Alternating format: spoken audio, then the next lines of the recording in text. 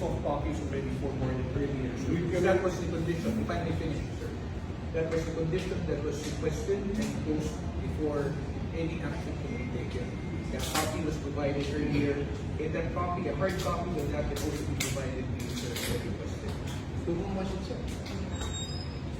Because my client is actually insisting for a copy because until now We can send you a copy now, sir. That is all right with you. Well, I've been here for almost 2 hours. Teka na lang. At saka, ang basis ng pagsusunod ng batas, saan ba? Anong batas?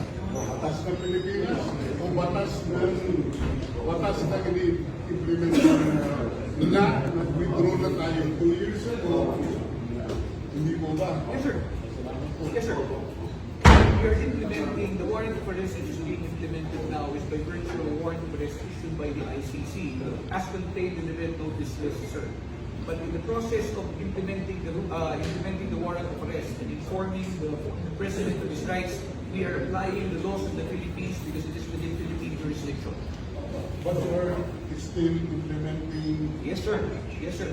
a law which is being implemented by a foreign entity, what foreign agencies, wherein we have already been. Yes, sir. By committee, sir, we have to assist also.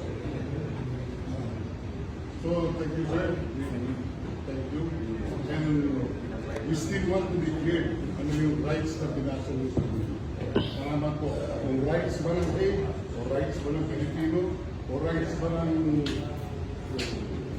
whatever rights. Those are the Miranda rights, sir, under our laws. That was led by Brigadier General Nick Torres, sir. Has the Miranda rights been adopted by the Hague Convention? It doesn't necessarily have to be, sir. Hindi ko masyado ito, sir. Relax lang tayo, magkaibigan tayo. Yes, sir. Pero pagkatapos nito, makikita rin tayo whether I'm in jail or somewhere, we will eventually see together. So let us not rabbit. Anong gusto lang malaman? Kasi siyempre, I am a Filipino citizen. Galing ko lang sa labas, bakasyon. At ito ang nangyari sa akin. So, ang first is, what is the basis for my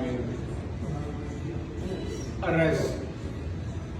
If I am being arrested now for detention, and the basis of detention. So, what is the law and what is the crime that I committed? Can I be allowed to answer, Mr. Former President, sir? Yes, sir.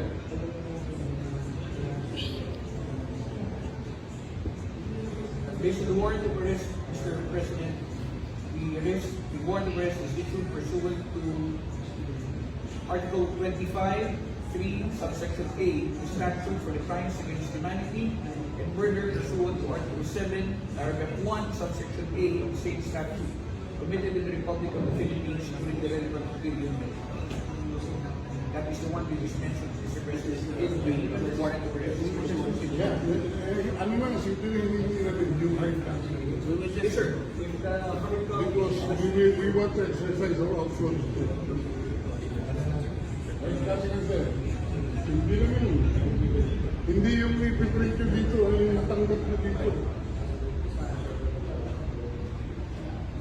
Show us the basis for the, restriction of our freedom.